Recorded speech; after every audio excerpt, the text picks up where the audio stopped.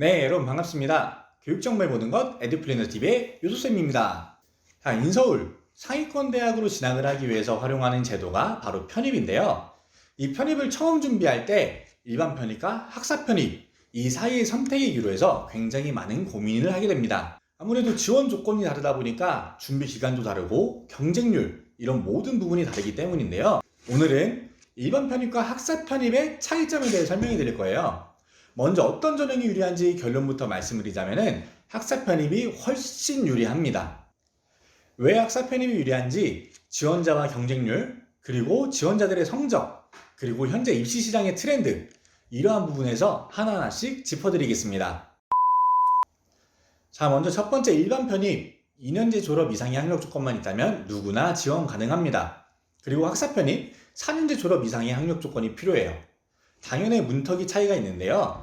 상식적으로 생각했을 때 1학년, 2학년 대학을 마치고 다른 대학으로 3학년 편입하는 거 전혀 이상하지 않습니다. 누구나 대학교는 4년이라고 생각하기 때문에 누구나 쉽게 도전할 수 있는 전형이 바로 일반 편입이에요. 근데 반대로 학사 편입은 4년 동안 대학을 다닌 다음에 다시 3학년을 입학해서 또 2년을 다녀야 돼요. 총 6년 동안 공부하는 거 아무나 하지 않아요. 특히 남성분들이라면은 군생활까지 포함하면 거의 7, 8년이기 때문에 거의 30이 다 돼서 졸업하는데 그 안에 차라리 취업이나 대학원 진학 이런 차선택을 선택하겠죠. 그래서 이런 상식적으로만 봐도 일반 편입은 누구나 접근하기가 쉬워요. 접근해도 부담이 없는 거죠. 그렇기 때문에 일반 편입 경쟁자들이 훨씬 많은 거예요. 그리고 또한 경쟁자들의 상황이 달라요. 일반 편입, 즉 전문대를 졸업하거나 4년제 대학에서 2학년까지 마친 사람 그 누구나 지원할 수 있습니다. 그래서 일반 편입을 준비하는 학생들은 대부분 원래 인서울 하위권을 다니다가 중위권, 상위권으로 도약하기 위해서 또는 전문대를 졸업한 학생들 아니면 수도권을 재학하고 있는 학생들 이러한 경우에 많이 지원하는 전형이에요. 즉 다들 영어나 수학 이런 시험에 어느 정도 베이스가 깔려 있다는 얘기예요. 자, 반대로 학사 편입 대학교를 졸업하고 웬만하면 가지 않습니다. 그래서 거의 90% 이상이 학점은행제를 하는 사람이에요. 학점은행제를 하는 학생들의 특징을 살펴보면 대부분 노베이스예요. 왜? 고등학교 졸업해서 또는 대학교 가자마자 자퇴해서 바로 준비하는 케이스가 대부분이기 때문이죠. 그렇기 때문에 학사 편입은 경쟁자들의 실력을 낮출 수 있으면 물론이고 경쟁률도 낮출 수 있는 거예요. 즉 내가 인서울에 더 가까워질 수 있는 거죠. 자, 이렇듯이 일반 편입과 학사 편입은 지원 조건이 달라서 경쟁률 그리고 경쟁자들에 대한 차이점이 있습니다. 그리고 모집 비율도 달라요. 일반 편입 같은 경우는 결혼이 발생했을 때만 모집하는 전형이고요. 학사 편입은 학과 전체 모집 인원의 2% 정원을 모집하는 전형입니다.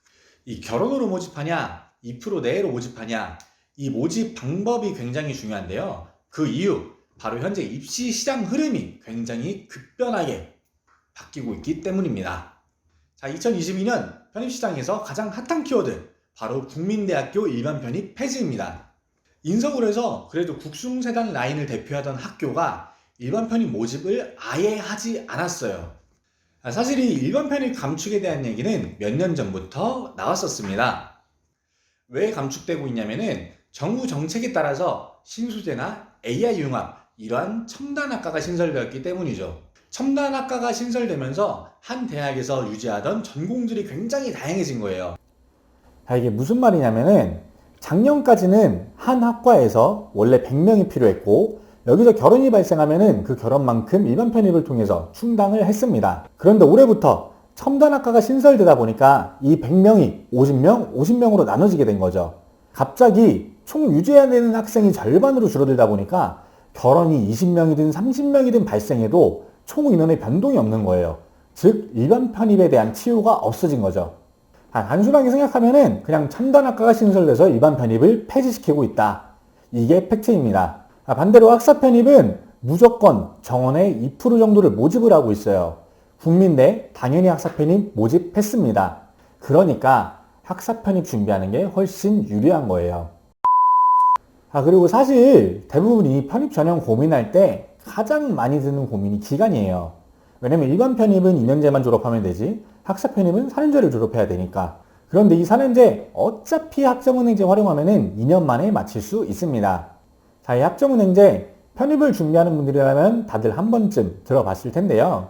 이 학점 은행제는 다양한 방법으로 학점을 모을 수 있고 이를 통해서 기간을 줄일 수 있습니다. 그래서 고등학교 졸업자도 겨우 2년 만에 학사 편입 자격 조건을 갖출 수 있죠. 그리고 또한 이 온라인 수업 굉장히 수월합니다. 왜냐하면 그냥 동영상을 0%부터 100% 재생하는 게 출석이고요.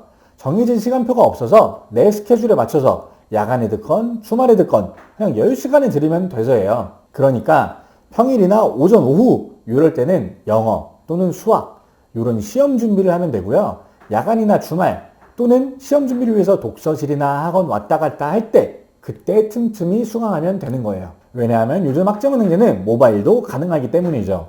물론 개인 상황에 따라서 기간이나 준비 방향성 당연히 달라질 수 있어요.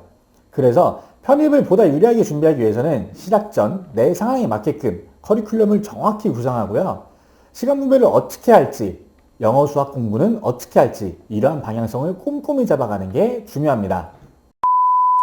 자, 지금까지 일반 편입과 학사 편입을 비교해보고 어떤 전형이 유리한지 살펴봤습니다.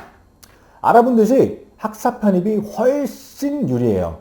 학사 편입 준비할 때 두 가지만 기억하세요. 첫 번째, 학점은행제를 통한 학사 기초득. 두 번째, 영어 수학 공부. 이 두 가지만 전념해서 몰두한다면 누구나 여러분들도 인서울에 유리하게 진학할 수 있습니다. 물론 편입시험에 대한 정보라든가 지원 조건을 갖추는 방법 등 다양한 문의사항들이 필요하다면 위쪽 카카오톡이나 아래쪽 오픈 채팅 문의 주시면 언제든 제가 정보를 드리도록 하겠습니다. 그러면 지금까지 편입생분들을 위한 정보 알아봤고요. 교육정보의 모든 것 에듀플래너TV의 유소쌤이었습니다. 안녕!